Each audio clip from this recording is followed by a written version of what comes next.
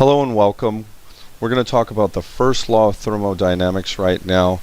It is a relationship between the internal energy of a gas system and the heat flow in and out and the work done on or by the gas. So I'm just going to write down the equation to start off, and it looks something like this. The change in internal energy equals the heat plus the work.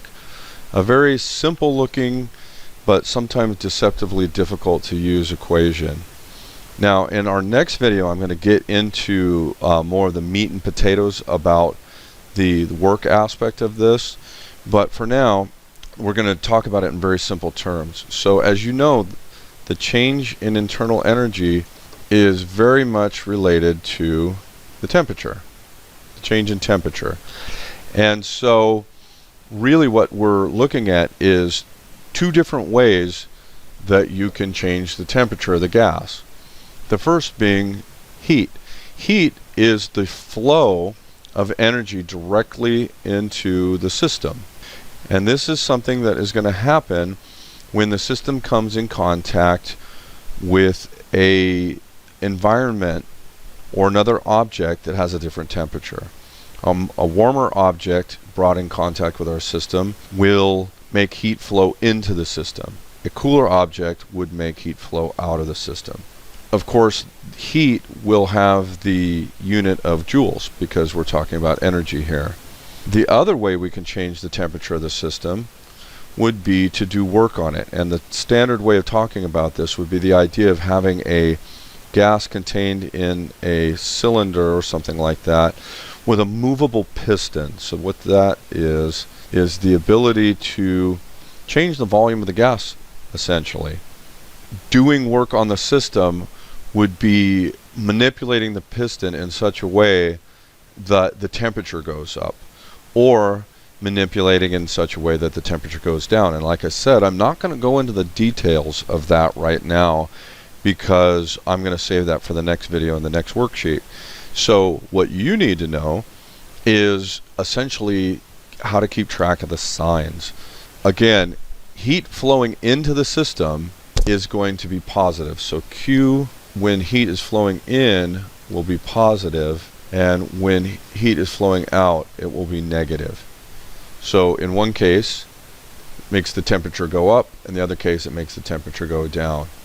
Now work is the same idea. When the work is positive, that is going to make the temperature go up and put energy into the system. Or we could say that the work is being done on the gas by the system.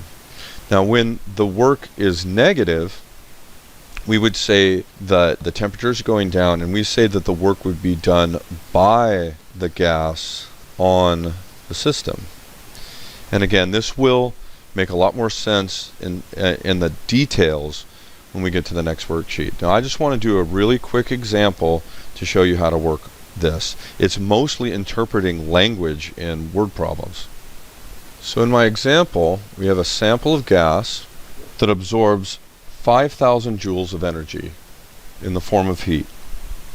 But at the same time, this gas is doing 2,000 joules of work on the environment. In this case, the word environment is synonymous with the system. So both of these things are going on at the same time. Now the question is, what's the change in internal energy? And again, delta U, change in internal energy, equals Q plus W. Now this is where the sign conventions come in. If we're absorbing heat, if heat is going into the system, my Q is going to be positive. If the gas is doing work on the environment, then that would be energy lost by the gas. So then all we have to really do here is put the numbers in with the correct signs. So we've got 5,000 joules minus 2,000 joules equals 3,000 joules net increase in internal energy. Pretty straightforward. I think you're going to find this worksheet to be fairly simple, but you have to pay attention to wording. Wording is everything in these type of problems.